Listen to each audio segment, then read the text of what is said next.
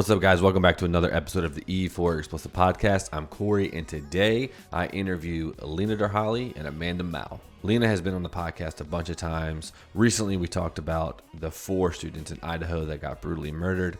And Amanda Mowle is a former defense attorney who, this is her first appearance on the podcast, and we get her take on the affidavit, the suspect that's been apprehended in this case, and everything that has to do with the legal side of the process when it comes to this particular case. This one, we go into the details of the affidavit. We talk about timeline. We talk about how our profile from our last episode was spot on. And Lena makes a little bit of an adjustment and changes it to a certain 3 words that I'm not going to give out here in the intro. You're just going to have to watch and see. But it's spot on. It's very interesting. And hopefully they've got the right guy and taken this person off the streets. So like this video, subscribe to the channel, and hit that bell notification so you get notified every single time I post new content. And enjoy this episode of the E4 Explicit podcast with Lena Derhally and Amanda Mowle. Peace out. What's up, guys? Welcome back to another episode of the E4 Explicit podcast. I'm Corey, and today I have, once again, psychotherapist and author Lena Derhally and Amanda Mowle, who is a former defense attorney? Defense attorney. But you defend people. Was it public, or was it like a big firm? What was that? Public. So as a public defender for around 8 years. Okay. I have a couple questions around that world also, but we'll get into that later. But for the most part, this episode is going to be kind of piggybacking off of what Lena and I did a couple weeks ago about the 4 students that were murdered at the University of Idaho. As all of you know and listening, they have caught someone or suspect. They have him in custody. They're going through the process. They have brought him to Idaho from Pennsylvania, where they picked him up. But what I'd like to do to start this off is kind of go through the timeline, if we can, of how we got here, starting back from the murders before Thanksgiving and then up until this point. Lena, if you want to start that off and kind of just give a quick synopsis of where we are. Okay, so you want to start from the beginning or pick up from where we left off? I think let's pick up from the beginning, just briefly, like, hey, you know, 4 students were murdered. So, 911 gets a call around noon, I believe in November 13th, saying that, reports of an unconscious person. They get to the house and find 4 brutal murders. 4 of these, 3 of the occupants of the house and 1 visitor, the boyfriend, had been brutally stabbed in 2 separate floors of the house. And then there were 2 surviving roommates. And at the time, at least the speculation was that those 2 surviving roommates had been on a first floor of the house. So not the floor that the murders occurred on, which we'll find out later that wasn't the full story. And that they had maybe allegedly slept through the murders. We didn't know at the time that there were any witness accounts or testimony of any kind of thing. We assumed that they had slept through the murder. For weeks, there's a lot of criticism of the Moscow, Idaho police where the murders occurred. They kept a lot of information close to the chest and didn't reveal very much. And so people were frustrated that they had no suspect, they had no weapon, they had no motive. And then, shortly, sometime towards the end of November, they released to the public that they're looking for a white Hyundai Elantra, roughly between the years of 2011 to 2013. And that's really all they say, that, this person might have information about the case, this car. We don't know exactly where the car had been spotted on video. And behind the scenes, we didn't know what was going on. But here we go, after the holidays, all of a sudden, everybody who had been following the case finds out that there's been arrest, and this person has been arrested in the state of Pennsylvania.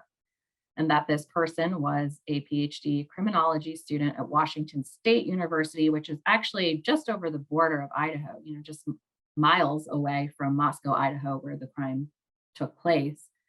And, kind of all blew up from there. And at this point, we have now seen the affidavit with the probable cause for arrest. And, we'll let Amanda get into that more, but we know that it was a warrant it was a no-knock warrant, which is a bit harder to get, I understand. You have to have more probable cause, I think, than what is, normally expected, so they can go and sort of bust in the middle of the night. And so here we are, we're going to sort of discuss the affidavit, what we know now versus what we knew back when Corey and I did our first episode before any of this came out.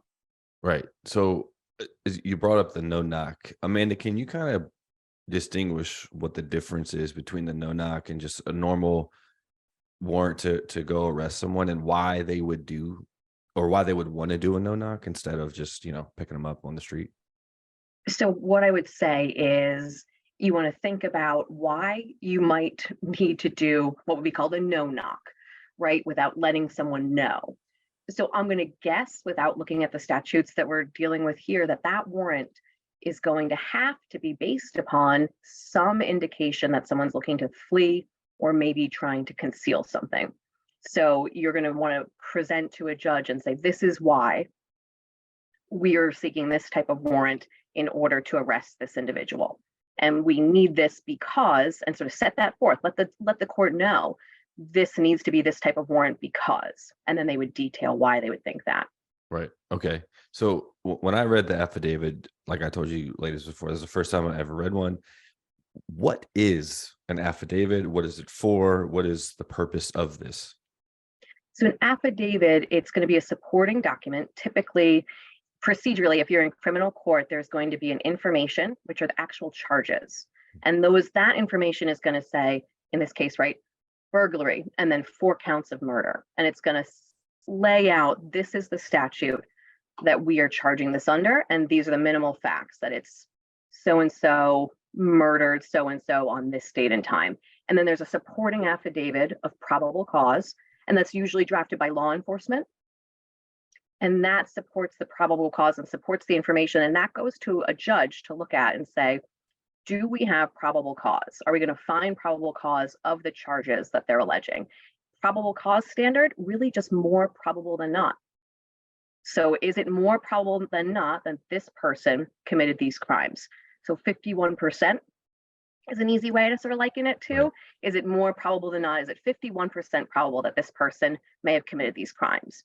Right. And then if the court were to say, yes, we do find probable cause, then you get to the next step. So that affidavit is really law enforcement just letting the court know this is everything that we have that we think supports these charges. And so let me step back. I don't want to say exactly everything, but this is enough. This is enough of what we think we have Right. to support the probable cause, because it's not going to be everything at all. Right. And it doesn't need to be, and you don't want it to be. Just needs to be enough for them to go get someone. Right. Just enough to actually charge them. Okay.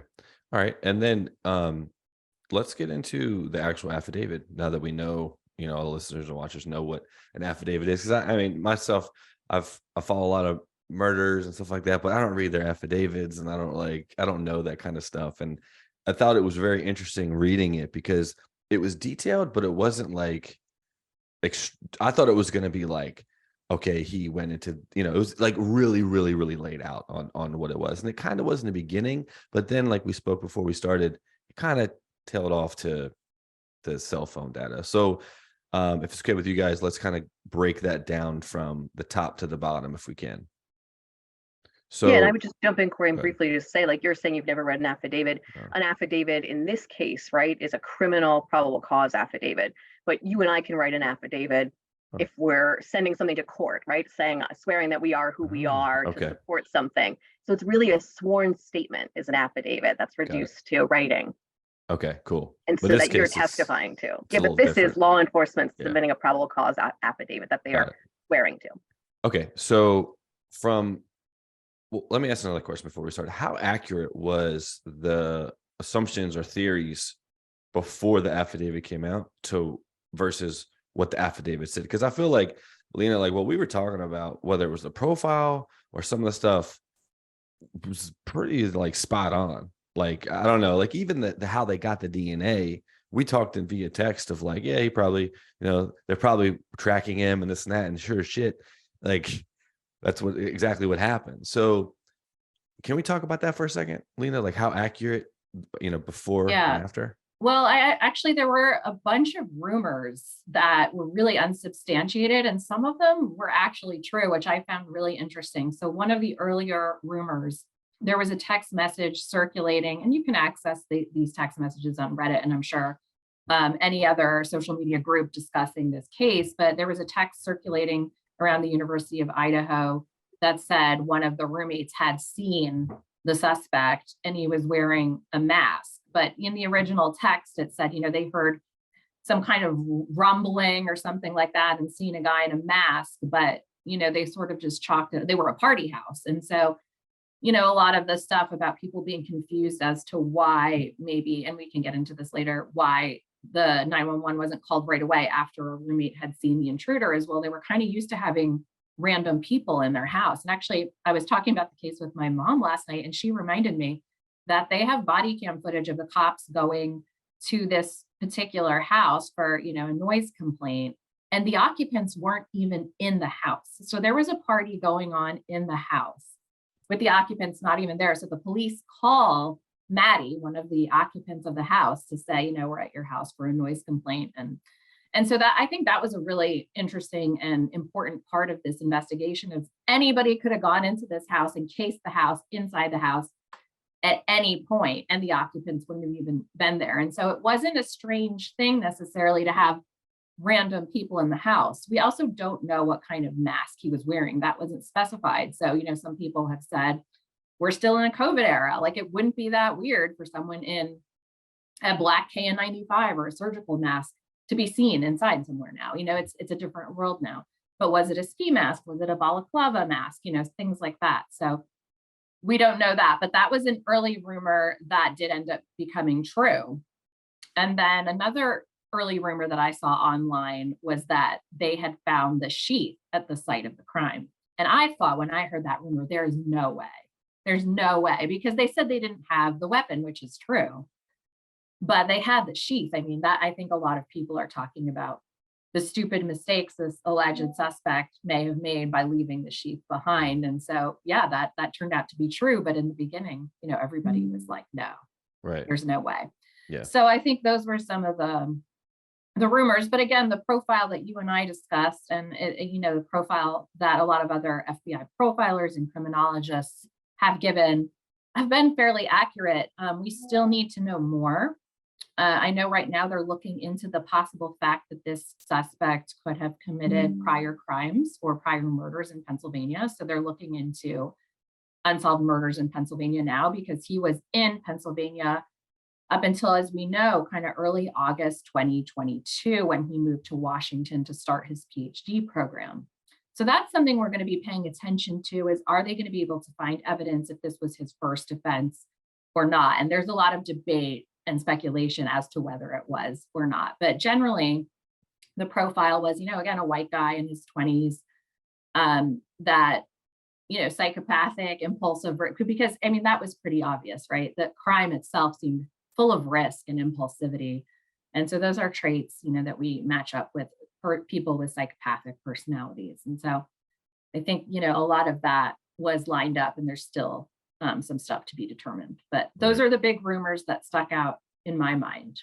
Right. The other thing I wanted to quickly point out is, we had said in our first podcast, we talked about the Elantra being the key to solving the investigation. And that was, in fact, in the affidavit, that was the first piece of evidence that led them to the suspect, Brian Kohberger.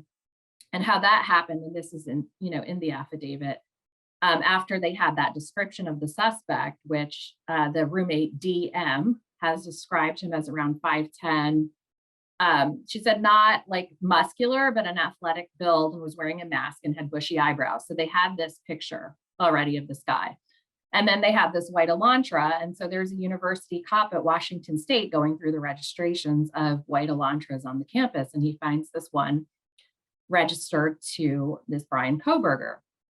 It's also interesting because in Pennsylvania, they don't have front license plates. And so his didn't have a front license plate. We also know now, a few days after the murders, he changed his registration from Pennsylvania to Washington State. So that's another thing they'll probably, we can go to Amanda, might probably bring up in court. And, I'm sure the defense will have ways to poke holes in it. But the Elantra was what led them to Koberger. And once they had their eyes on this guy and they looked at his license and they saw, oh, he kind of fits this description of the roommate, then they were able to get his cell phone from a current, a past traffic violation. Right. And so from that cell phone, they were able to make these correlations between where the Elantra was and where the phone was pinging, even though his particular phone was turned off for about 2 hours during the time of the murders. Right. So the Elantra was the key. Yeah, no, it was. And I want to go back in a little bit to the sheath, because I texted you, Lena, about this Reddit thread that was going around before he even got caught. And it mentioned details that, like, I feel, I don't know, like we talked about before, like the reason why the police don't put out information is because they want the killer to say and do certain things that only the killer would know, right? So it was very much one of those moments where someone said something where it's like, damn, like that was really specific, and why are they really harping on this sheath when that wasn't even a thought in anyone's head? But Amanda, if we can kind of start from the top of the affidavit of, like, not the intro, we don't have to read it verbatim, but kind of give me a quick synopsis of, like, that encounter of what they were talking about when the other roommates, who in the beginning we all thought, like Lena just said, didn't hear anything, didn't see anything, nothing. So can you kind of walk us through what the affidavit goes over, and what the claims or what the roommate saw? So what I would just generally talk about as far as the roommate and what is being re-encapsulated here in the affidavit is we're taking little statements from her, right? Little statements. I'm going to assume that any interviews that law enforcement had with the roommates are going to be audio, video recorded. I'm assuming there's going to be written statements involved as well. And so we're just taking very little pieces. And by we, I mean the greater we. This is Right. Law enforcement is taking a very little piece and putting that in the affidavit. And that's strategic too, right? I mean, it's strategic to say these are some things that are going to lend towards what they saw and not have the whole picture. So so we're looking at very little pieces of what it is. And also while that's a larger part of the affidavit, it's 19 pages. Yeah. Right. It's not as much as you might think. And it's in part, you could classify it as maybe a witness identification, but it's really just what she saw and what she is relaying in a very limited context. Right. We don't know, and I'm sure there are statements, perhaps we will know at some point everything else surrounding that, but we're really looking at a couple statements and a couple sentences in isolation. Right. And we don't know specifically when that information was gained, what may have been said before, what may have been said after, and there may be even more information that's helpful. So what is your opinion on, like, okay, I mean, we can walk through what she saw in the affidavit and what she told the police, but do you think that they knew, like, I mean, obviously they interviewed the roommates probably right away, but I had a lot of people on social media saying, because the first 911 call was a passed out student. But I think, Lena, we were talking about, like, the 911 call came from someone, they thought someone was unconscious, which was one of the deceased students. But a lot of people are saying, well, no, it's someone passed out because they saw what they saw. So which is it? Yeah, well, actually, I did do some follow-up on that. And Kaylee's father, Steve Gonsalves, did give an interview to Newsweek or something like that. I can't remember exactly. But he had said, he came out defending the roommates because there's been some criticism and how that their family stands by the roommates and don't blame them for anything. And he also said that they were traumatized and sort of corroborated this idea that they had seen at least some of the dead bodies and came out of the house. And, maybe one was hyperventilating and couldn't make the call. And that's why someone else made the call from the phone. And the other one may have passed out. So again, this is not official on record court, sworn in statements. And again, I think they left it very vague on purpose. And so, like Amanda said, I think it's very bare bones what we're seeing. I think the testimony, we don't even know the testimony from the other roommate, And I imagine that there was text messages between the two roommates, so I think there's so much more that we don't know about the roommates, what they saw, what they heard, their full testimony. And so I think, we'll just have to wait for that to come out. And then I also, just to follow up briefly on that point, I mean, I would ask, what does it matter whether the 911 call was about someone passed out or not? Yeah. Right? Like, it may be an inconsistency. We don't know if it actually is inconsistent or not, but where does that get you one way or another? Or what kind of analysis do you make then? Right. Yeah. What does it really matter? It's not, was he there or was he not? It's not one of these larger questions. Yeah, it's definitely a question because I think people were trying to blame the roommates for either not doing something or involved in it or some crazy theory. Right. Like it could maybe go to credibility of Right. that one person who's saying it. Right. But the more I information. also think people want to understand this whole, to some people, it's really weird. Yeah. They want to understand, well, didn't they go check on, so I think there's also a portion of people that aren't trying to blame them, but are just trying to figure out That's a good point. what really happened. And again, that's where I would say, let's wait and see. We just know these few sentences from the affidavit, let's wait and see. And, the roommate is probably going to have a lot more explanation for why things happened the way they did. She could have, somebody had speculated, in the FBI, that she could have been totally frozen in fear for hours, we don't, the freeze response and trauma, if that was the case, she could have been frozen for a very long time. We don't know. And so that's what I'm saying, is that we need more information before we can even think about that. But also, to Amanda's point, really, what is it relevant at the end of the day? What's really relevant here is, did this guy do this? What evidence did they have, and what was his motive? Right. Yeah, and that's relevant as we talk about it and you speculate what someone may have been feeling at the time and but you're looking at it in two different ways, as just sort of a curiosity and wanting to know more versus the legal component in the actual court process. Yeah. Right. So in the affidavit, it talks about, from how I read it, and I'm trying to visualize it in my head, that the roommate saw him coming towards her and he walked past her, or did she shut the door and lock it? I saw that she locked the door behind her, but can you kind of give me a visual of what the affidavit says in that moment from what the testimony from her said? I'm gonna have to look at the affidavit and then tell you. I have it pulled up too, but I know, Corey, that it doesn't say if she made eye contact with him or if he saw her. It says she heard crying. Mm-hmm. And so she heard a male voice. She didn't identify the male voice, something along the lines of, "It's okay, I'm going to help you." Right. Yep, you're exactly right, Lena. Right. And then, thank you. And then, she saw him walking towards her. So that's what we know. And then she saw him, go towards the area where you would exit through the sliding glass doors, but it doesn't specifically say that she saw him exit either. I see Amanda's looking at the affidavit, but I think that is sort of the word for word description. Is that right, Amanda? Yep. So she heard crying. This is after 2 paragraphs down, I think, or a paragraph and a half down from what you said with the "it's okay, I'm going to help you" quote. Is she heard crying, saw a figure clad in black clothing and a mask that covered the person's mouth and nose walking towards her. She describes him as 5'10" or taller, male, not very muscular, athletically built with bushy eyebrows. Walks past her as she stood in a, quote, "frozen shock phase." Then walked toward the back sliding door, and she locked herself in a room. Right. She didn't recognize. It says she didn't recognize him either.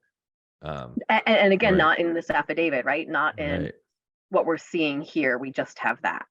Right. That is crazy. That is terrifying. For oh my God, dude. Ugh. So they talk about the sheath in the beginning. They talk about the encounter that the roommate had.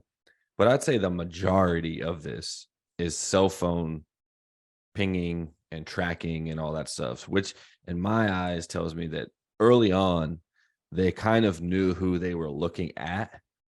Now, on the criminal side of things, Amanda, does does police, do they, okay, let's zone in on this guy. We got the white Elantra.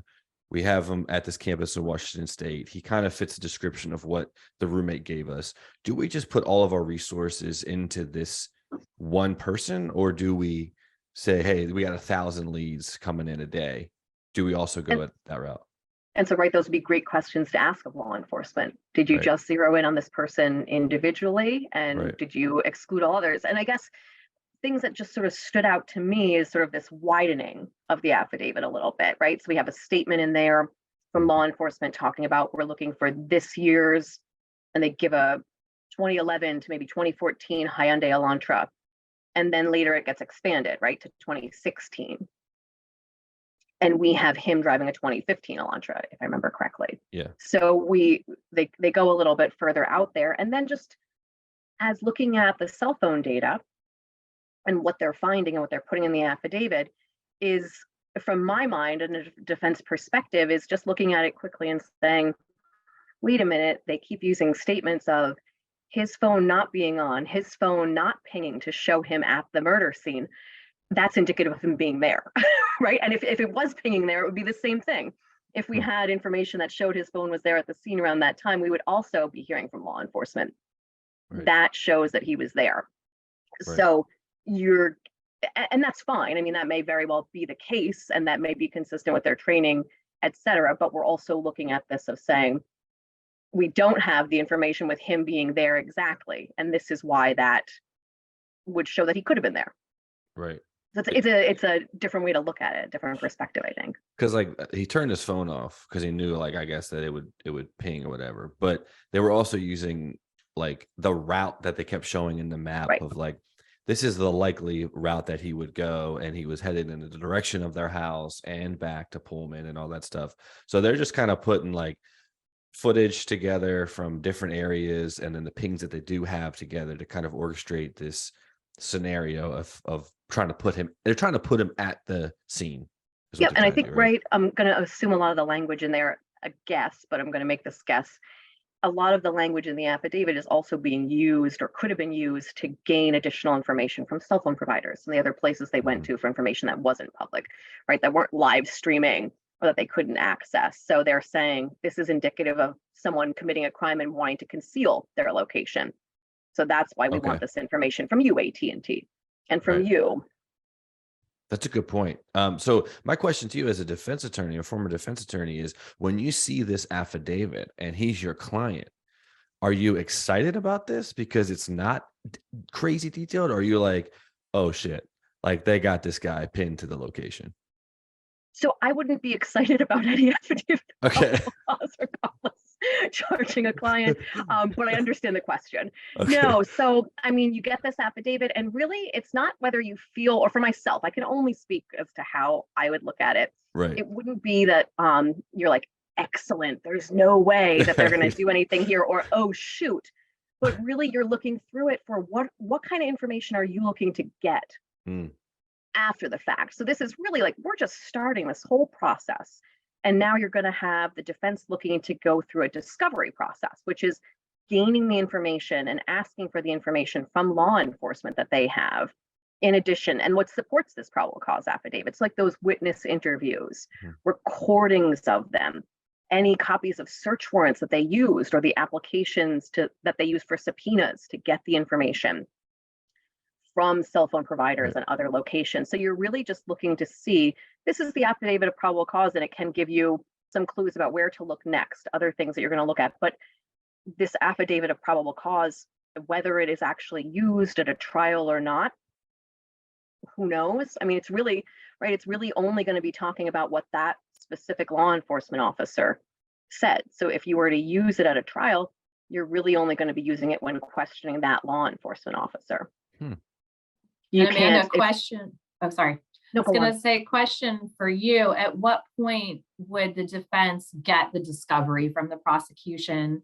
And they're entitled to everything, I imagine, that the prosecution has. So can you? You're going to be entitled to everything. And there are timelines that govern this. There are timelines in whatever jurisdiction you're in that say you're entitled to everything. Here, you have to request it most of the time.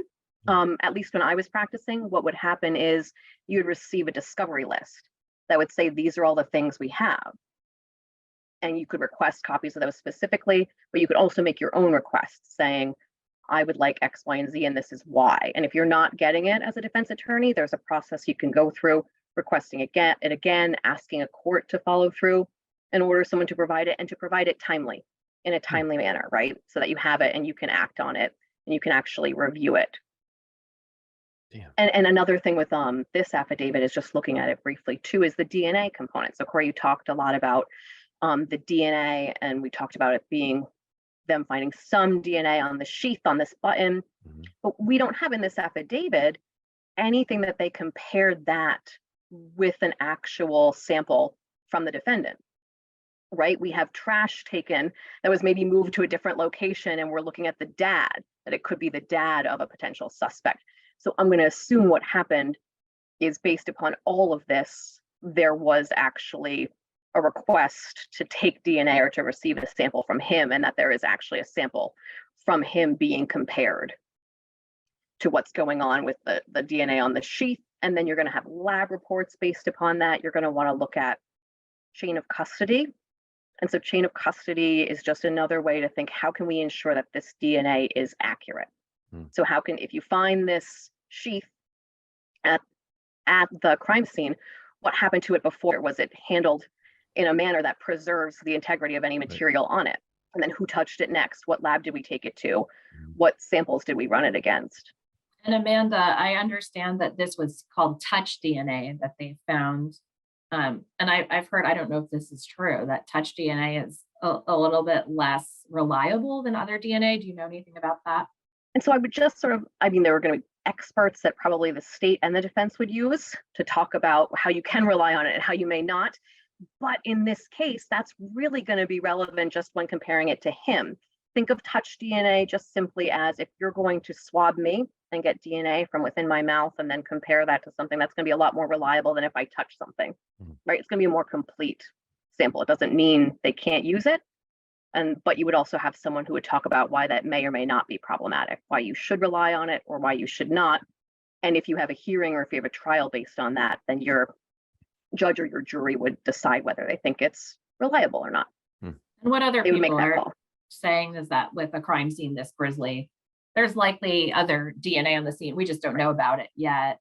And we don't know what happened when they took his car and what they found in the car. So if they find blood of the victims in the car, there's other things that have happened since the affidavit that we don't have the results to. So I imagine that they'll be using all of that.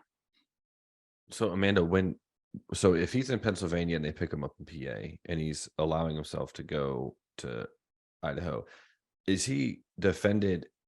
Well, two questions here. Does he have is he paying for an attorney right now, or was he given one? So my understanding is he has a public defender in Idaho. And I believe there was also the public defender appointed in Pennsylvania. I don't know whether he's paying for them or not, because you could still, typically what an individual needs to do is, if you're accused of a crime, you can apply for a public defender and you would say, these are my circumstances. And the court would need to appoint that public defender to say, yes, you qualify. Okay. And the logic, right, is so that someone who doesn't make a ton of money can just say, I want a public defender. Sure. And utilize those same resources. But in this case, we do know that he is appointed a public defender in Idaho. We do know that there was a public defender representing him for the extradition process in Pennsylvania. So he may have an amount that the court is saying he would have to pay as sort of a payment towards that public defender or not. Also, his financial circumstances are going to be a lot different right now than they may have been 3 weeks ago, right? Because he's now incarcerated, so he's not making any money. That's crazy. Okay, so more on the affidavit about the pinging and all that stuff. In your eyes, Amanda, is that like, because you said this can't, not that it can't be used, but like you would only use an affidavit, like you just said, if they're talking or they're not interviewing, but they have the cop on the stand that wrote most of the stuff, right? Like, so is this not something that you would use in court per se? So I think it will be used in court, or it can be used in court. I guess what I would say is, it looks like all of that cell phone information is something that law enforcement is using to get their case to the next step, right? They're using it to place him there, Okay, yeah, yeah. to say he's here, and based upon this, then we want a warrant. We want his DNA. Sure. We're taking our next steps here. So will it be important? I guess it would depend on the further discovery and then whether they're even contesting, right? I mean, his defense team may say, yes, we were there. Yes, this was where I was, but I was Okay. doing something different entirely. Right. Yeah. Who knows? It's so early on. So it may just be, can you contest it? Yes, I think we're really early on. And if you're contesting it, it may just be for purposes of obtaining his DNA, warrants, or trying to challenge a warrant itself for how they got that cell phone information. Right. Since this is so early on, when you get this, and you just said that you can, ask for information from the other side, the prosecution.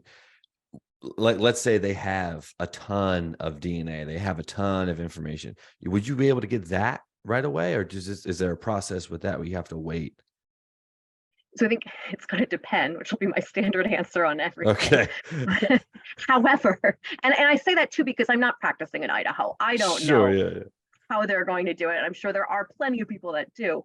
That being said, I mean, if there is DNA that they're using, they being the state, and I'm talking about the prosecutors, right? Mhm. So if there's DNA that they're testing, as a defense, you can request to utilize that same sample and have your own experts test it as well.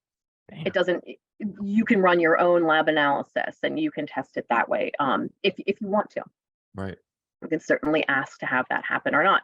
That could be a good thing or a bad thing, right? If it just shows more that this is entirely who it is and it's very reliable, then that can be not necessarily helpful, but it can also be helpful just in talking with your client. Right. And right. saying, hey, we went these steps. This is what we've done. Sure. This is a route we've explored, and there's nothing helpful there.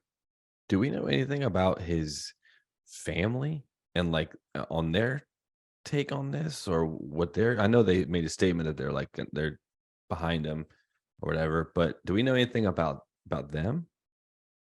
I had just seen that same statement. It seemed fairly sympathetic. It seemed appropriate given the circumstances, but nothing really that I've heard above and beyond that, Corey. Right. 48 Hours had a special last night. I actually was able to watch it this morning before we jumped on.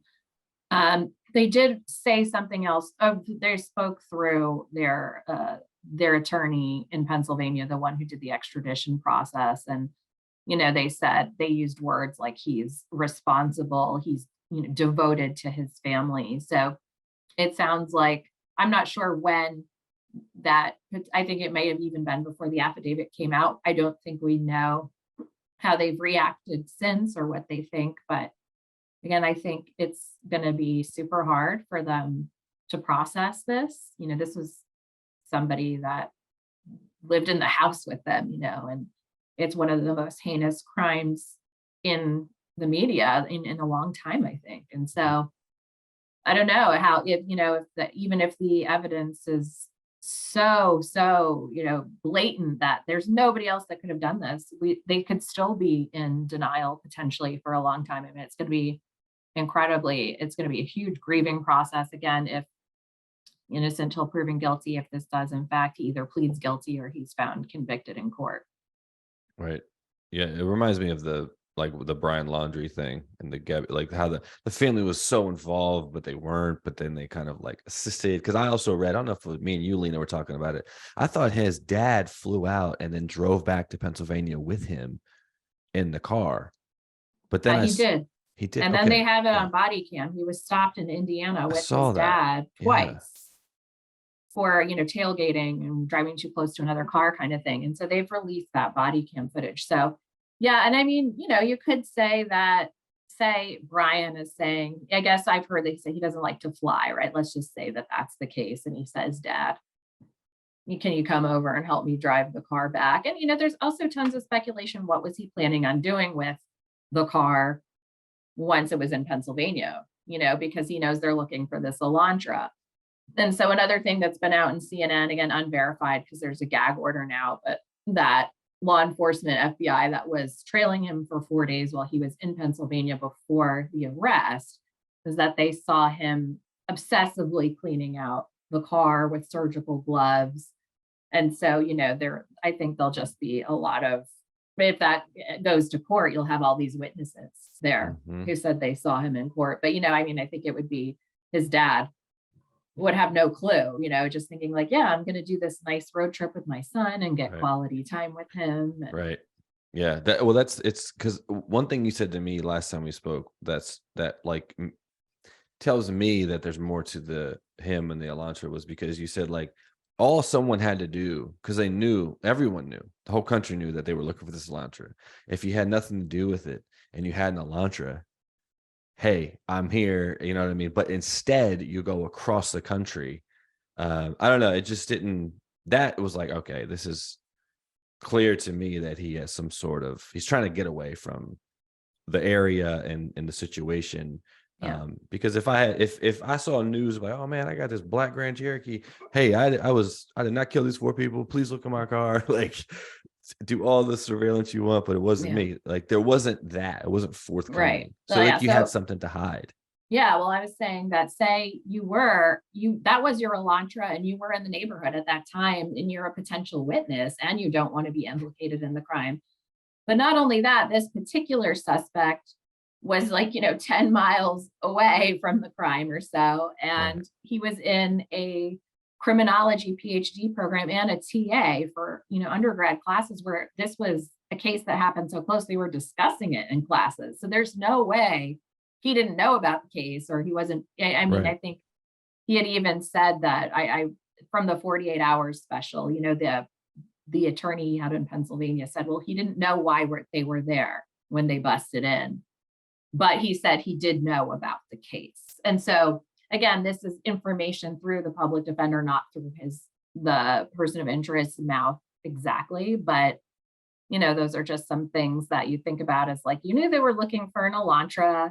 If, I just imagine that that's how they would examine him, is why didn't you could have been a key witness. You could have provided information. Right. He applied as an internship to the Pullman police in Washington state, like while he was there, and he wanted to do cloud investigation or, things like that for public safety purposes. And so, it's, if you're somebody who's studying, criminal procedure and criminology and all of those things, I'm sure that you would be the first person to say, hey, that's my car. I may have some information.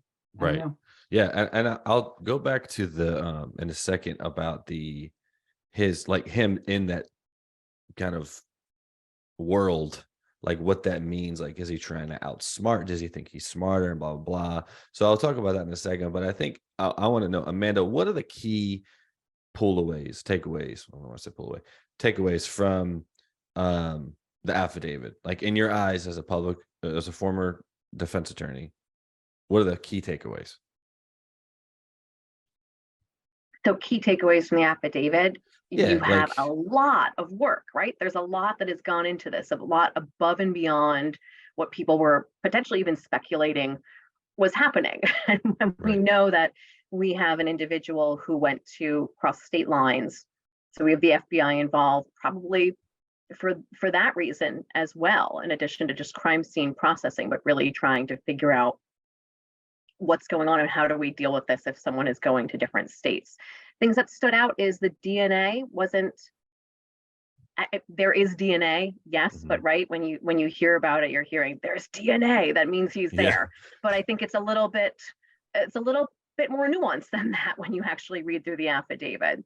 The other thing that stood out to me is I do just go back to his phone not being on and not placing him there was indicative of him being there. That stood out to me on some level. I'm also looking at it and trying to say, well, we also have an individual who's placing someone that matches his description at the scene. And maybe that's also part of why we have that specific statement taken from the roommate, right? To say someone that matches this description is there. Right. And there at the time, because we don't have that fully from the cell phone data and everything there. Right. So those are the things that really stood out to me. I found the cell phone information fairly boring when reading it, right? Yeah. I skimmed it and went back to it again. and went back. But it's also sort of just indicative of this case as a whole, and all the speculation around it on social media and how it's everywhere. Is we're getting information from live streaming, right, at different food trucks and things that are going on, and utilizing a lot of information there. I'm assuming law enforcement went to those places and talked to the individuals that were there. There's a whole different slew of information that I'm going to guess you can get from that as well. So there's a lot. I mean, this is just the tip of the iceberg is really what stood out to me. And you would look at the other information from this that you would want to be looking at, and everything else they have, quite frankly.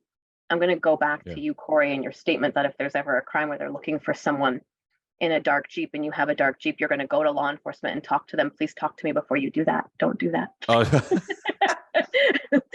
Right. It's this, and I get it. I'm looking at this, like him not going there. This is a very, very scrutinized, very public case. People are terrified.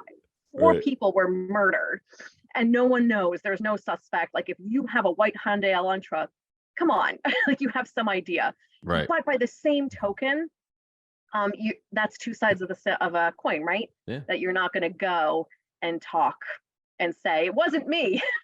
That's true. Maybe that criminology background and maybe that knowledge of criminal procedure says, well, if I go and talk to law enforcement, then maybe things are going to be taken out of context. That's true. And maybe I will be pinned as a suspect.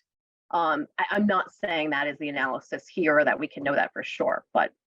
Well, that's a good point, because you think about like how big and how like, time sensitive this case is. Like everybody wants the police to find someone, and it could be a classic, like, well, if you did come forward, it could be like, well, this guy has what Elantra, this kind of adds up. Let's just pin it on this guy and then, figure it out later. Not that, like you said, not that they did that, but that's totally plausible. I didn't even think about that. See, I will reach out to you if hopefully that never happens to me, but all right. I mean, I go back to right, like if you're living in your home and law enforcement shows up and they want to come inside and look for something, no.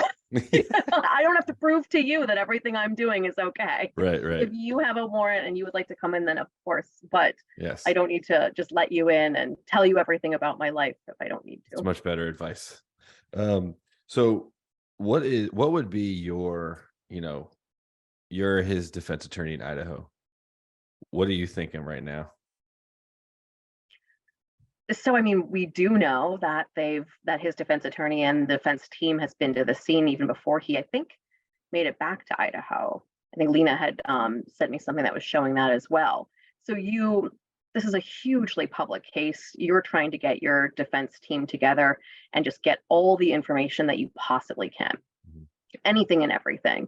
And you're going to the scene, you're taking your own notes, you're having your own investigators look into everything. You're making very broad discovery requests to the prosecution. You're just waiting to get everything and start combing through it, quite frankly. And then you're going to be having some conversations with your client. And I don't know whether that's going to be with an investigative team, whether it's going to be the defense attorney or not, but you're going to be starting a relationship with your client very early, very soon, so that you can go through the case together and sort of see what makes sense. And I do want to say, I think how I approach that and me in answering that question is it's really just to kind of establish and deal with the case and where it goes from here, because we don't know, right? We don't know if this case goes to trial. We don't know if there's a plea deal. And again, we don't know if maybe there was someone else involved. Who knows? We can make a lot of speculation and informed speculation, right? Look at everything and say, well, this is why I think that, but we don't for sure know how this will play out. So if you're a defense attorney and you're dealing with this high profile case, this serious crime, you're going to be incredibly thorough. And I have no indication that the defense team is not doing that whatsoever, but they're going to be thorough. They're going to be going through everything they possibly can and having their resources there and available. Right. So as a defense attorney, so I always think like, man, like you have to represent some people who, obviously innocent until proven guilty, but goddamn, like, is that hard to defend certain people? Like, even if they are guilty of those crimes, or like there's so much evidence and you have to go in there and fight for them. Like, Can you kind of like talk about that for a second? Because I feel like that's something that when we see it on TV or when we see people like, wow, you're representing this guy, you know what I mean? Like that classic, view on it. Can you kind of like shed some light on that? Of course. No, so I think the main thing is this is just my own personal approach and how I handle this. So I think there are certainly people that might say, I'm a defense attorney, there's certain crimes that I will or will not handle. Hmm. And that may be, just might not be the best person for that, right? It might not be, who knows? But for myself, I really don't, when I did this work, it really came down to meeting with your client, understanding what the prosecutors have against that person, and explain the process too. Mm. So you're part of this process. If this process plays out how it's supposed to, then there's going to be a very vigilant defense that's going to look at all possible information, all possibilities, and then best inform the client as to how they make decisions. Because the defense attorney doesn't say, we're going to go to trial 100%, or we're not going to go to trial. That is up to the client. You work for the client, they make those decisions, and you can provide them all the information that you can to say, when you're making this decision, this is what would be important to consider. So let's say this plays out and everything is stacked against the defendant, then you're, as the defense attorney, bringing all that information to them to say, hey, this is what we would expect at trial. This is everything they have. This is what we don't have something to explain. This is a potential hole in the case, or this is a weakness, something that we could do with, but where does that get us, or where does it? Right. And then kind of how does that play out at a trial or not? So it's really more of, you're looking, the defense attorneys involved here, I'm sure, are professionals. This is not, they're looking at this, just going through the case.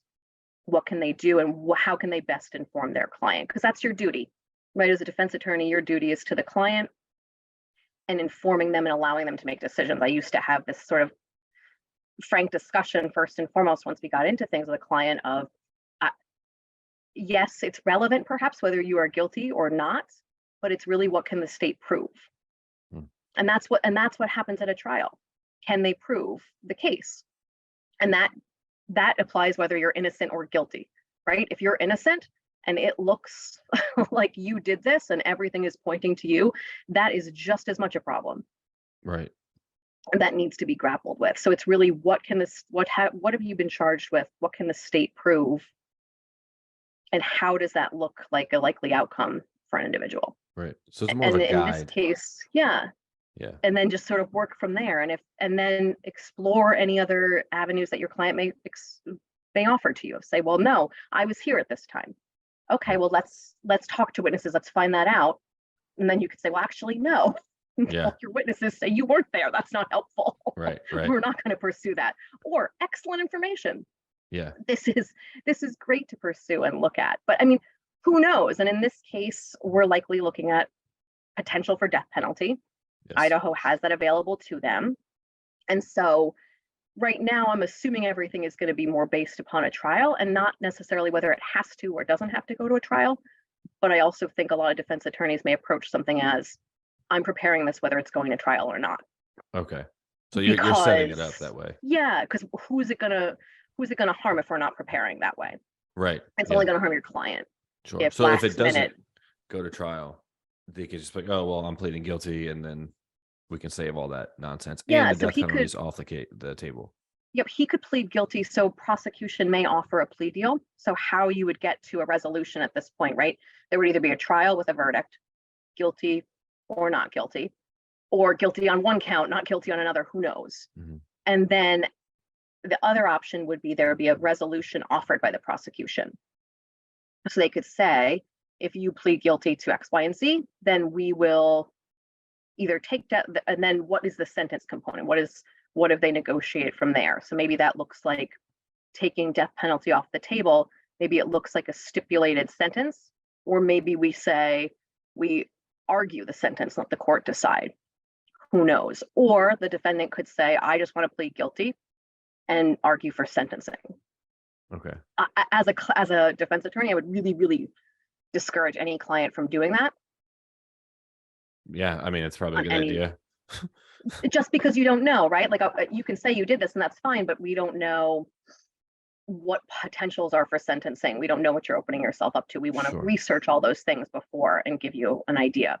Right. So I think right now we're looking at, is it a trial or is it not a trial? I don't know that we're going to know for a while. I do think of just like that affidavit. It's 19 pages long. We know there's DNA. We know there's live streaming, tons of witnesses. We've got someone across different states. We've got traffic stops leading up to it. We've got DNA from trash outside of his family's house. All this cell phone information, the crime scene itself, right? And just Right. how we've heard about how gruesome this is and everything involved in processing that. It's so early on. And that, depending upon different things, this could take years. Oh, wow. Damn. Yeah. And I mean, also too, is there, go on. Sorry, go ahead. I was saying the authorities said when they arrested him that this is just the beginning. So just to corroborate what we were saying, like they're like, it's just starting now, Damn. this process. That's Yeah, and if it's a death, let's say there is a death penalty conviction, right? And that is the sentencing. There are appeals involved with that. So even as you get further on, or there could be appeals, I should say. right. So Yeah, I mean, Corey and I have talked about Scott Peterson a bunch of times on this podcast and how that he has a death penalty and he's still on death row and there's multiple appeals. I think he just had one recently, right, Corey? I think he got taken off, actually. Yeah. Oh, I don't know, but Yeah. I saw it was in the news. So yeah, I mean, like that, even at that point, Amanda, do they even get the death penalty Right. because of that process, right? Like sometimes they're just on death row forever, right? Yeah. That's what all, I know this is kind of the death penalty, like what stipulates, because I've seen people get the death penalty and within a couple of years, they're dead, but then like a Scott Peterson, it's like, okay, it's 2004 this happened. We're going almost on 20 years at this point. So like, how does that work out? Like, can you appeal it forever, or is it like, okay, guys, like we know you did this, yeah, you got 20 years in the can so far. You're a better person, I guess. But like, what stipulates that versus like this guy did a terrible thing. Let's execute this person. And so I have not done death penalty work. So, Okay. But procedurally, what I can say is you're going to be looking to stay. You're going to be trying to offer the court reasons for an appeal of that sentence. Right. Reasons might be there's new evidence. We're finding out X, Y, and Z. You should overturn this. There could also just be a challenge to the death penalty in and of itself. That it's unconstitutional, like unusual, cruel, and punishment.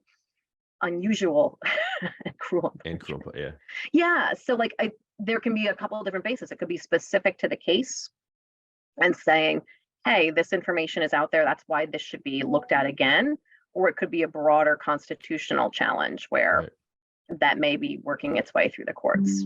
Right. But I mean, appeals can be time consuming and lengthy and who knows what. And again, right, we're looking at this so far down the line and we're really just evaluating a probable cause affidavit. So this is going to be, it could be potentially fairly long road. Right. Now, I just looked up the Scott Peterson thing. This is actually pretty interesting. The recent news was that he requested a new trial. Mm-hmm. And so he was denied a new trial, but he's not on death row anymore. He said he was on death row for 15 years. I just haven't been keeping up with it that much. And yeah, that was, the death penalty sentence was overturned. Mm-hmm. So there you have it. Just again, to just show the whole process that he can even request a new trial. Yeah. If you new trial, you could say there was a juror that was prejudiced against something about the case. There's many different reasons that you could. Right. Yeah. So in this case, the defense attorneys pushed for a new trial because they claimed a juror in the case lied during jury selection. So they could use that as grounds to ask for a new trial. Yeah, especially with like such a publicized case like the Scott Peterson and like this case, that I feel like, I don't know, from what it looks like, the cops really crossed their T's and dotted their I's in this situation because they did not want it to have, they don't want any loose ends is what it's what it looks like for me. And I have zero background in any of this, but like the Scott Peterson case, like the jurors that they're talking about, they're in that documentary literally saying, oh, he was guilty from the moment we saw him. Like they're like afterwards, they are saying this. So it's kind of like, I don't know that's going to happen in this case, but as a defense attorney, like that's something that you probably have to let your, your oh my gosh, your, and not say inmate, but Client. your client, yeah, your client know, like, hey, listen, like these people are going to hate you because the media and social media, and Lena and I have talked about this before, are just crucifying this person, right? So like, how do you handle that? No, so I mean, there's ways, hopefully, that you can address that, and that's going to be through juror questioning. You can't stop a juror from lying, right? But a Yeah. juror needs to take an oath, and so we brought up Scott Peterson issues with jurors on that case. Another recent one is the Maxwell trial, where there was a juror who lied about their prior, I believe that they had been involved in a sex assault or they were a victim of, and they ended up on the jury too. So that was cause for reevaluation, or at least a motion Right. to assess that. So procedurally, there are things. Will you ever know? Who knows? Um, Yeah. those are great unknowns. There's so many unknowns, right? So a trial is essentially an unknown. And also, when we look at everything and we're now analyzing, and the public is analyzing things, a trial is very, very different than everything that we're seeing and given. A trial is really going to be much more isolated. It's going to start from the prosecution's case. They're going to introduce the evidence they want. The defense can challenge things. You can seek to have components of things not brought into the case. You may not call all the witnesses. There's going to be defense witnesses. You just don't know. It's going to be much tighter, I guess, for lack of a better word, than everything that we're seeing here. But it's a very public case. There's so much out there. How do you get jurors that aren't going to have been prejudiced by what they're seeing, right? And that's what you would be looking to do for both the prosecution and the defense. Because for the prosecution, it's not helpful. Maybe in the short term, you can have a prejudiced jury who's going to convict. But if that becomes an issue later down the line, then your whole verdict is subject to question. That's true. So you want the court wants this to be as clean as possible, as really following your procedure. Would there be a request to change venue of the trial? And that base would be like, move that trial. This happened in this county, in this state. Everyone here knows about it. Everyone in the community is so invested. So the defense could say, we want to move this to a different location, a different county within the state. I don't know if that helps, right? Just because of the nature of all the publicity about this. It's not. They did that in Scott Peterson. They moved it from where it happened because of all the public scrutiny and everything like that. So they had to get jurors from not in the county where they lived because everyone hated the guy. So and like Scott Peterson, what year was that? 2004. So different world now, right? Way different. So much more social media, so much more different platforms, different attention to it. Definitely. Lena. So I don't know if you would achieve that same, or potentially achieve that same result by moving it. Yeah, it'd probably be even harder because it's so much larger, like you said. Lena, can we talk about the psyche of this killer? Because when you read the affidavit and you hear that there was a dog in the house that was barking at certain points of the time, that there was other roommates, whether he knew that they were there or not, that one actually saw him. When we talked, it was like, hey, this person, we're guessing this might be his first murder, but he's maybe killed animals before. I'm thinking like, okay, why did he let the dog live? And why didn't he just kill the other people? I mean, those are questions that nobody actually has the answers to, right? But okay, like Amanda said, but let's just say he is the guy. And I'm not even saying he is. Like let's let the evidence play out. Do I think he probably yes. Okay. But let's just innocent until proven guilty. That said, let's say that this individual is the guy. Yeah, we don't know motive and we don't know target, right? What we do know, like what we can make informed speculation on, as Amanda said, I like that informed speculation, is that we know that this was from the affidavit. The sheath was found next to Maddie's body on the 3rd floor, and Maddie and Kaylee were found on the bed in Maddie's room. And then we do know that the testimony from the witness, Dee, was when she saw the person leaving Xana's room, where Xana and Ethan were on the 2nd floor, was towards the end of the crime, based on, again, the footage of the Elantra parking at the house and leaving the house, right? Mm-hmm. So that can be inferred from that likely the first victims were on the 3rd floor and the other victims were on the 2nd floor after that. and the murder weapon, the sheath, was taken off the knife. Somehow he forgot it, slipped out of a pocket. We don't know, right? We don't know, though. We don't even know, again, this is brought up in a lot of the social media world. We don't know if he saw the surviving roommate who saw him. So people have pointed out that she's in a dark room. She had been sleeping. So when she's opening that door, she probably doesn't have the light on. We don't know again. But there's also a neon light that they had in their house that was, I believe, on the same side of the wall as her room. And so if he was walking towards her and her room was dark, he could have been blinded by that neon light and not seen her. He could have been so intent on getting out of there because he didn't want to get caught. We just don't know again. So this is all total speculation. Right. We don't know if he knew who was in what room. We don't know to what extent he had cased the house. We do know in the affidavit, it said they've placed him there about 12 different times before the murders. And so, but we don't know, again, like I said earlier on, that we have evidence that there was a party at the house where the occupants of the house were not even there. So that says to me, he could have easily walked into a house party. He could have gone through their rooms. Like, we don't even know, Mm-hmm. So this is all going to come out. But, what we can look at, I think, is potential motives. And what I think investigators are going to be looking at are two major potential motives. Of course, there could be more, but one would be something personal, right? Like a personal target, that he had some beef or some anger. Some people might speculate rejection. We know in the media and that friends on the record have come out to say, there was this period of time where he was bullied for being overweight. And then he did this dramatic transformation and dropped at least 100 pounds and came back. And the friends that said after that time that there was a significant change in his personality and behavior, and that he had become more aggressive, that he would put this one friend in headlocks, that, he would kind of talk down to him and insult him to the point where this particular friend ended the friendship because it was just too toxic.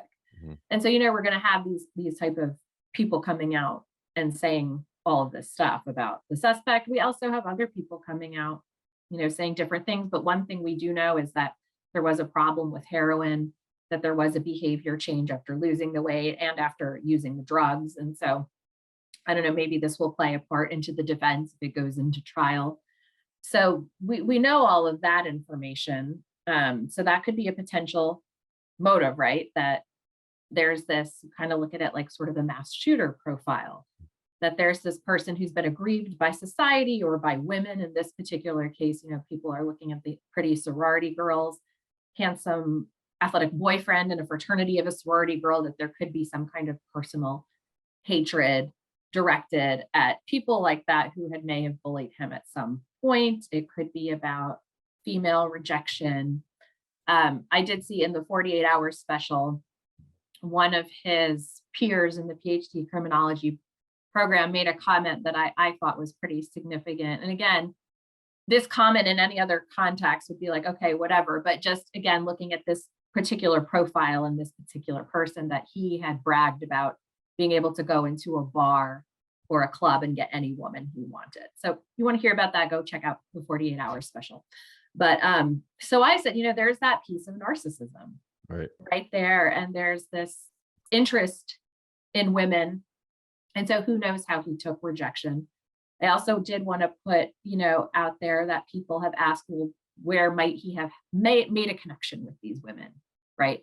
Could he have gone to a party at their house? Would that have been weird that a 28-year-old PhD student had gone to a party at their house? I said, he could have just slipped in, and if he was stalking them, but could have met them at the restaurant that two of the girls worked at. But the fact that he says he goes to bars and clubs, and we have people on the record from the brewery in Pennsylvania that they had him in their computer notes as flagged him as kind of a creeper. Yep. That one of the women that he had flirted with brushed him off and he called her a bitch.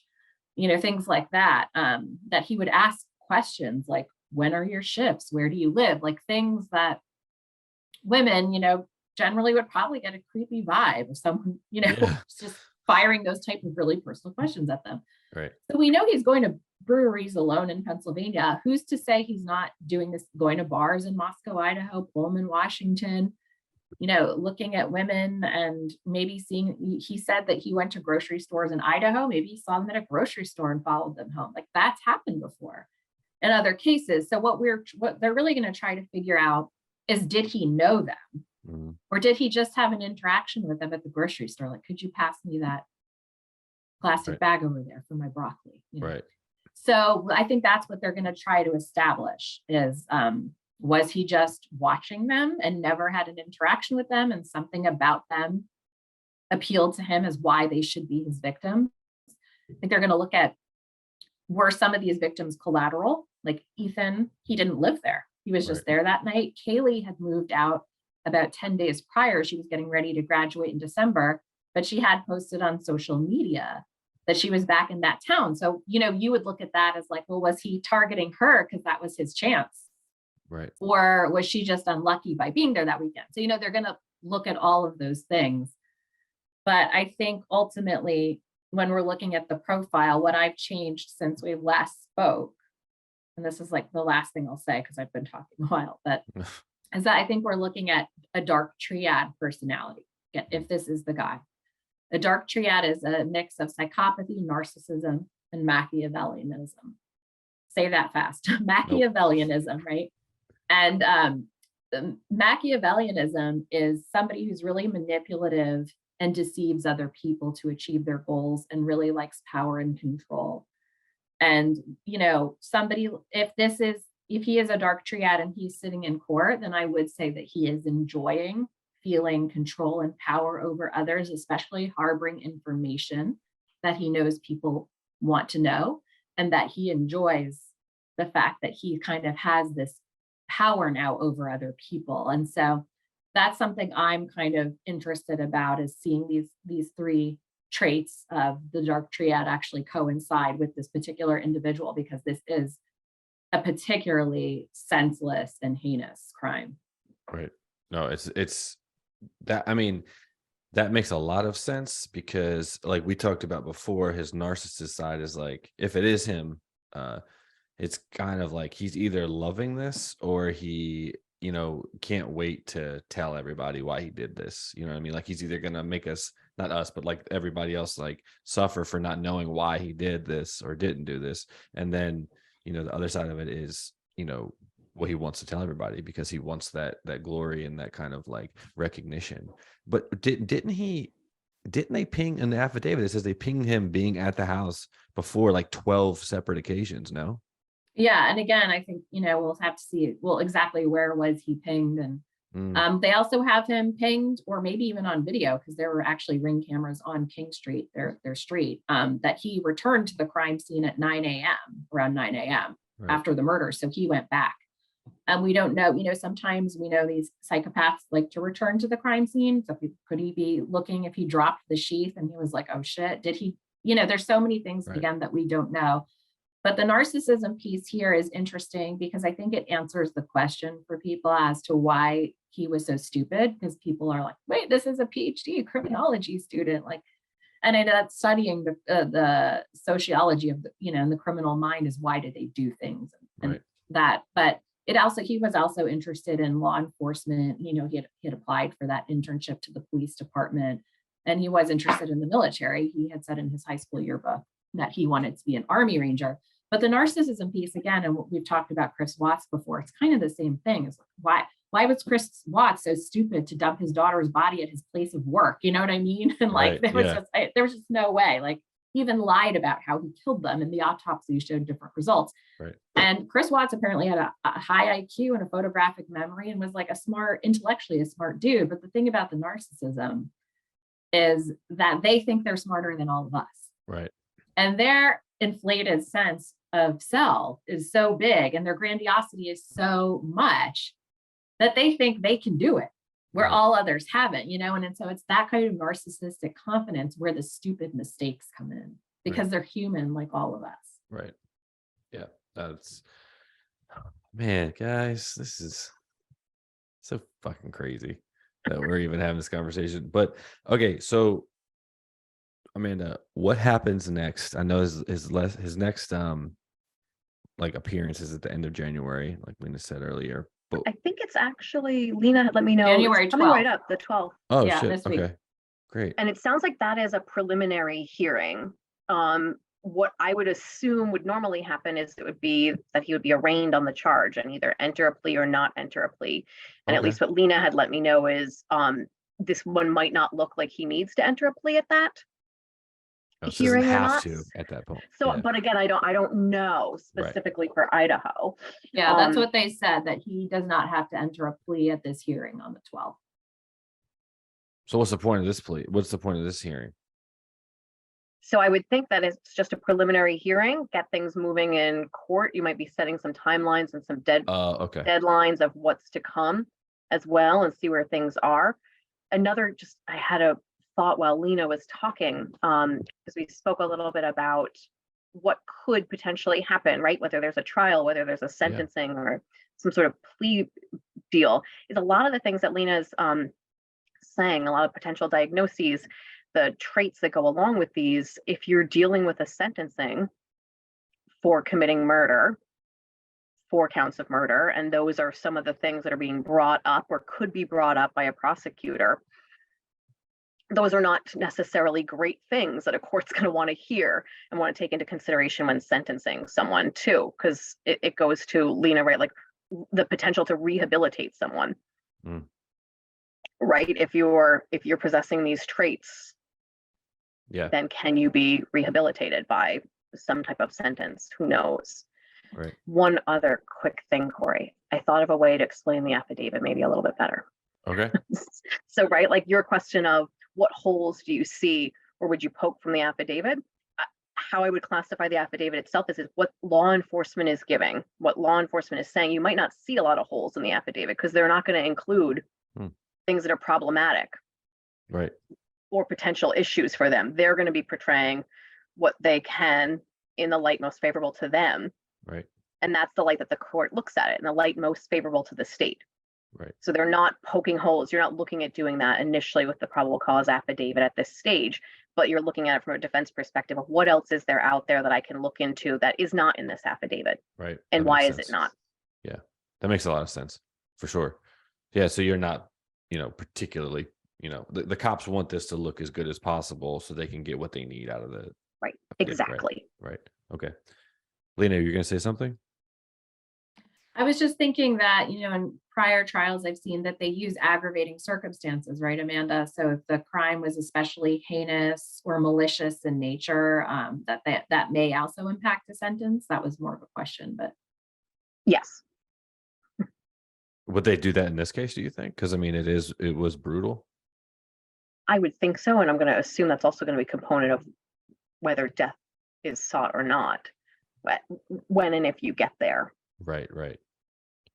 Do you think and in conclusion, I would just say, about him, we're looking at, is this a budding serial killer who wants to kill just to kill, who was fascinated with people like Ted Bundy and all of those things and just wanted to kill and would have continued to kill?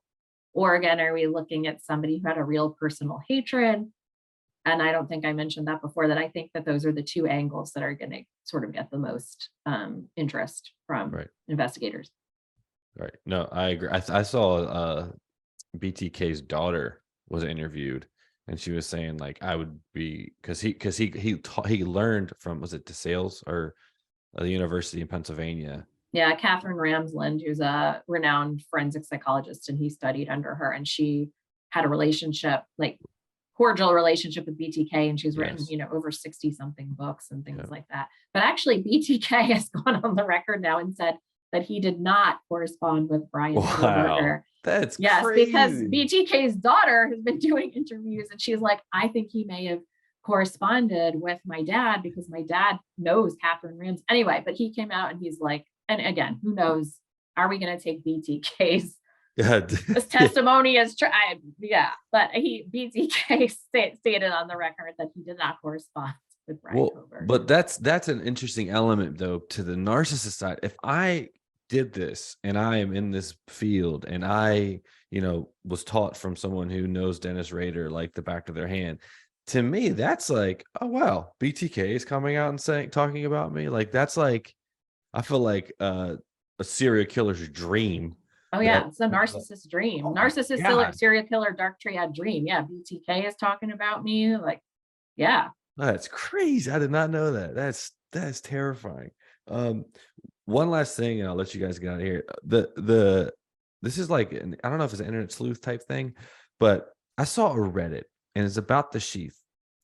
So there was this person who made an AI, because I don't know if you've noticed on social media, like people are like turning themselves into like artificial intelligence and stuff like that, like these cartoon looking things. Anyway, it's a viral thing that's going around. So this person had a profile, and I forget the name of it, but it literally looked like an AI version of the headshot of you see him with the bulletproof vest when they picked him up in Pennsylvania. And this guy, this profile kept going around to different um threads and just giving information or just saying certain things, like rebuttaling what people were saying. Like one particular comment was like, oh, they were talking about the murder weapon, like they don't have the murder, or they might have the murder weapon or whatever. And this person replied, well, it's more than likely that there was just a sheath left behind with some DNA, like very, very specific shit. And I'm just like, dude, this do you think that is something that this person would do? This is probably more of a question for Lena just because of the psychology of it, but do you think that's something that he would do, especially when you just said that he visited potentially the crime scene afterwards? Do you think that this person would go into the comment section of places and start inserting himself? I think it's possible for sure. I mean, anything is possible. I think that law enforcement will know for a fact. I know that there was one account on Reddit that people were speculating could have been him. That Mhm. person deactivated their account by themselves after he had been arrested. So just to put that one to Okay. bed. But also, people have said, hey, maybe it's FBI as that account. You know what I mean? Or maybe it's somebody, Yeah. who knows? It could be anybody. But I think those particular accounts are actually now in the New York Post, and TMZ have picked it up, like those suspected accounts. Mhm. And so law enforcement will for sure know Who they if are. that is connected to him. There's also been a bunch of fake Instagram accounts created by him, so we don't know exactly what's real and what's not, but I'm sure that those will be things that they're looking into now. Like they're on it. They're on Right. it. Do we know who got the worst of the four? Because I know that was a lot of talk. I think it's just too much speculation now to Okay. confirm. Okay. Yeah, I don't think we know any. And there's been so many rumors about it. So And many. Kaylee's dad has hinted at it, but again, I don't think we shouldn't say anything about that No. until that's actual confirmed legit Right. information. Okay. So final thoughts, Amanda, as far as like, what do you think is going to happen as far as conclusion? And yes, it will be speculation because all of this is up in the air right now. But from your experience, what do you think is going to happen? Let's say this person is the person that did this. We're going to find out a whole lot more. Right. And the information is going to keep coming, is going to be my guess. Yeah. Okay. Yeah. I mean, I could give a percentage. I could guess, but I mean, we don't know, but we're going to find out a whole lot more, and we're going to be able to find out a whole lot more just because of the nature of our lives right now. But also we need to be astute and really look at the information that we're getting and who is it coming from and Sure. how is it being presented? Is it coming through the court? Is it something that law enforcement is putting out there, or is it some speculation of an individual who may know someone who heard something or Right. not? Because Right. anything's possible, but we'll see. Right. Lena, what about you? I am with this one. I don't know. Yeah. I'm like 50-50 between a plea deal and a trial at this point. Again, I think the victims' families are going to be consulted about, and I know Kaylee's parents are on the record that they want the death penalty.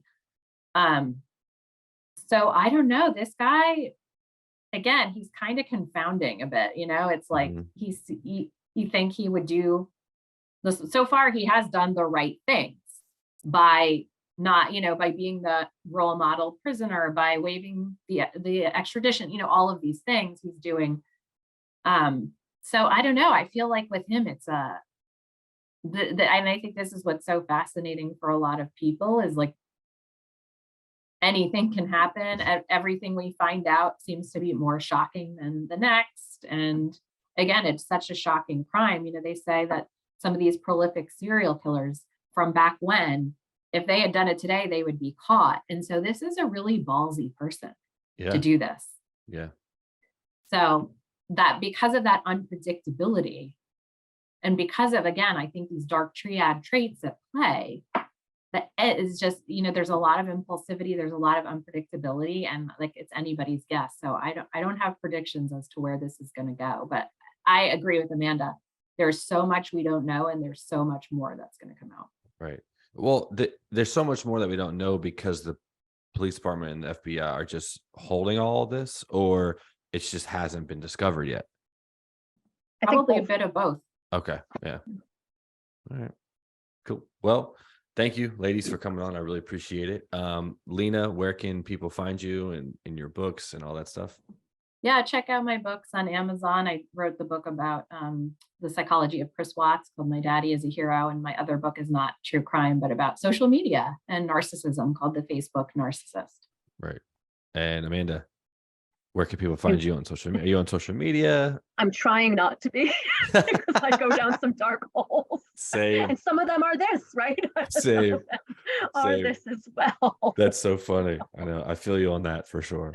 But I apologize for dragging Amanda into this dark hole. No, and then I'll go to her right when I need to have more information. I'm like, No. Lena. Lena's tell the me plug. more. Lena is the plug for sure. She is like the go-to. It's funny because me and her talked before, and I was like trying to step away from like talking a lot about like serious, because I was like obsessed. I mean, every week I was talking to like FBI profilers and people who've caught in Gary Ridgway and all these people. And then I was like, let me just chill. And then she's like, hey, listen, this is crazy. We should talk about this. And I was like, sucked right back in. So no, that's so funny. But I really appreciate both of you guys coming on. And I'll put all your if I can find your handles, Amanda, I'll put all the information below. But that's another episode for the E4 Explicit podcast. And we'll see you guys next time.